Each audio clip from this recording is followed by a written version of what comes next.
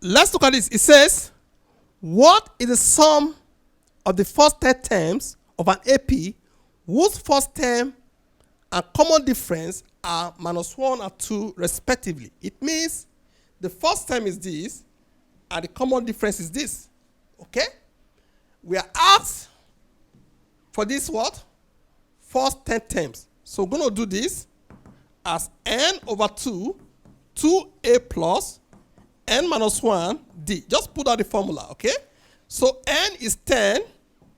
That is 10 over 2.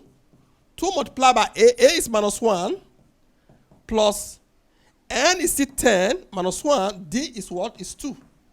That is all. So all we need to do now, this is 5. This is -2 plus 9 multiplied by 2.